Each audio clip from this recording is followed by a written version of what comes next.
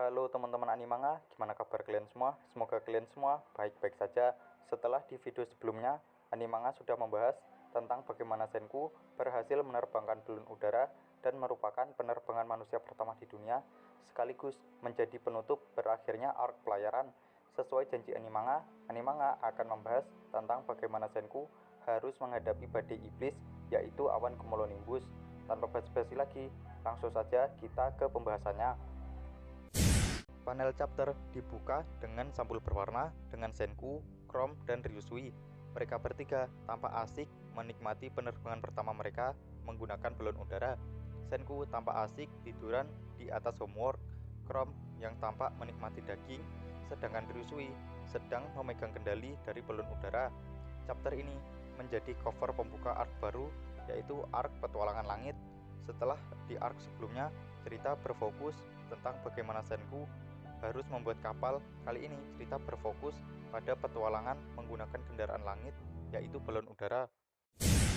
Dari atas ketinggian, mereka semua dapat melihat bentuk daratan dengan sangat jelas. Bahkan mereka dapat melihat kumpulan manusia batu yang ada di daratan. Chrome menangis haru karena untuk pertama kalinya dia bisa terbang ke angkasa. Meskipun bagi manusia modern seperti Senku dan Ryusui, terbang adalah hal yang biasa, tapi bagi manusia kuno, terbang adalah sesuatu yang sangat-sangat spesial karena mereka sama sekali tidak pernah berpikir kalau manusia bisa terbang. Meskipun pada faktanya, manusia modern sekalipun tidak bisa terbang setiap saat karena perlu biaya yang sangat mahal untuk sekali penerbangan. Terlebih lagi, terbang akan menghambur-hamburkan uang jika tanpa tujuan yang jelas. Ryusui selaku kapten kapal tiba-tiba merasa aneh.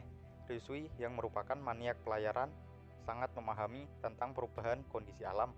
Yap, Ryusui merasa jika balon udara yang mereka kendarai memiliki daya angkat yang tidak sesuai dengan apa yang mereka harapkan. Balon udara yang mereka naiki terbang di antara gerombolan burung yang tampak sedang panik dan kebingungan. Namun Chrome yang merupakan orang kuno masih tidak paham dengan bahaya yang ia hadapi jika mereka masih terus terbang di antara gerombolan burung. Burung yang terbang sembarangan bisa jadi menabrak balon udara yang mengakibatkan balon udara bocor dan jatuh. Tidak hanya balon udara, bahkan pesawat sekalipun bisa jatuh akibat bertabrakan dengan seekor burung. Meskipun mengendarai balon udara sangat bergantung dengan arah angin, tapi Ryusui tetap menjamin akan membawa mereka ke tempat tujuannya. Tentu saja Chrome sangat bingung karena dia hanya tahu naik balon udara tanpa tahu tujuan sebenarnya kemana. Yap, tujuan mereka adalah ke desa Ishigami. Sebelumnya, Chrome rela berlari selama 2 hari untuk mencapai markas pusat sains. Kali ini hanya perlu 2 jam untuk mencapai tujuan. Chrome menjadi sangat terkejut karena hanya dibutuhkan 2 jam perjalanan. Terlebih lagi, mereka tidak perlu kelelahan dan hanya tinggal duduk santai. Namun, karena balon udara adalah kendaraan yang bergerak berdasarkan arah angin, maka akan sangat sulit jika mereka bergerak menuju barat, sementara angin bergerak menuju timur. Begitu juga sebaliknya. Ryusui kemudian memberikan saran kalau mereka akan menggunakan satu-satunya pilihan, yaitu memanfaatkan udara bertekanan rendah. Area dengan udara tekanan rendah akan berputar melawan arah jarum jam. Hanya dengan cara itu mereka bisa berhasil, namun dengan resiko yang sangat-sangat tinggi. Namun karena pengalaman yang seperti itulah yang membuatnya bisa menjadi petualang profesional.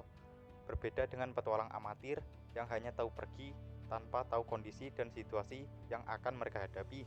Chrome yang mendengar itu merasa tidak terima karena selama ini dialah satu-satunya orang yang telah berpetualang ke berbagai wilayah di daratan.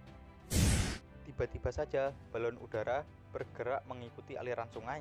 Seperti yang kita tahu, sungai bergerak menyusuri lereng gunung mengikuti aliran air untuk mencapai tempat dengan tekanan rendah. Jika balon udara masih terus bergerak mengikuti aliran sungai, akan sangat berbahaya. Jika mereka sampai ke laut lepas, maka mereka tidak akan bisa kembali.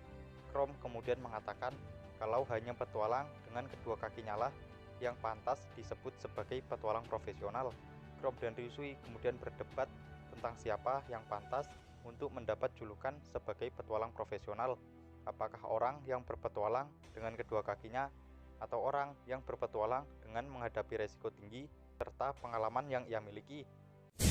Untuk mengetahui arah angin, Senku kemudian menjatuhkan teru-teru bonzu yang berbentuk seperti kok pada permainan bulu tangkis. Biar lebih gampang, kita sebut saja kok karena kebetulan bentuknya mirip seperti kok. Dilihat dari arah jatuhnya kok yang bergerak ke arah barat, Ryusui langsung tahu kalau peristiwa buruk akan segera menimpa mereka. Meskipun Senku memiliki ilmu pengetahuan yang sangat-sangat luas, tapi keberuntungannya sama sekali tidak ada. Yap, mereka harus menghadapi awan super mengerikan, yaitu awan cumulonimbus yang sangat besar dan mematikan, serta diiringi sambaran petir yang begitu dahsyat. Awan tersebut tampak sangat hitam yang bahkan mampu membuat daratan menjadi gelap. Senku kemudian menyuruh Chrome untuk menarik tali pembuka ujung balon agar mereka bergerak turun dan tidak terjebak di dalam awan cumulonimbus. Saat Chrome hampir menarik tali pengikat, Senku menyadari sesuatu, kalau balon udara mereka sudah berlubang. Firasat aneh Ryusui sejak bertemu dengan gerombolan burung akhirnya terjawab karena balon udara yang mereka naiki ternyata berlubang akibat ditabrak seekor burung. Meskipun balon udara sudah berlubang, tapi mereka masih tetap bergerak naik, layaknya terhisap oleh awan tersebut. Karena mereka sudah benar-benar terjebak di dalam awan cumulonimbus, mereka sudah tidak mungkin untuk bergerak turun. Senku kemudian berpikir apakah dia memiliki senjata sains untuk melawan keganasan dari awan cumulonimbus karena mereka sudah tidak memiliki banyak waktu. Ryusui yang gila akan petualangan justru berpikir kalau saat ini adalah kesempatan yang sangat-sangat bagus untuk menaklukkan awan iblis cumulonimbus. Sedangkan Chrome berpikir untuk kabur, tapi Chrome memikirkan kembali apakah kabur adalah sesuatu yang sangat ia harapkan. Chrome kemudian mengingat masa lalunya saat menghadapi seekor beruang. Jika di alam bebas memilih kabur dari masalah yang dihadapi, maka dia akan terbunuh dengan mudah. Karena kecepatan beruang 2 kali lebih cepat jika dibandingkan dengan manusia. Namun saat Chrome memilih untuk melawan sekuat tenaga, dia berhasil selamat meskipun harus berakhir babak belur. Setelah mengingat pengalamannya di masa lalu, Chrome kemudian memilih untuk melawan awan iblis dengan terbang menuju awan iblis itu sendiri. Namun Chrome masih sedikit ragu apakah keputusannya sudah tepat atau salah. Senku kemudian menjelaskan daripada turun, akan lebih baik jika mereka terus bergerak naik lebih tinggi daripada awan iblis itu sendiri. Namun resikonya mereka akan kesulitan bernafas karena jumlah oksigen yang semakin tipis.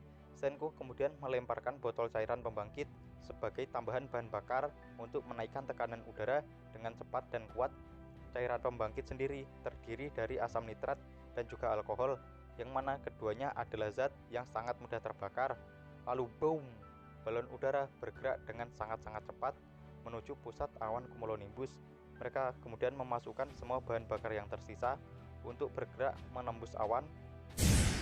Meskipun banyak rintangan yang harus mereka hadapi, namun akhirnya mereka berhasil selamat berkat kerjasama tim yang luar biasa serta pengambilan keputusan yang tepat dan juga cepat.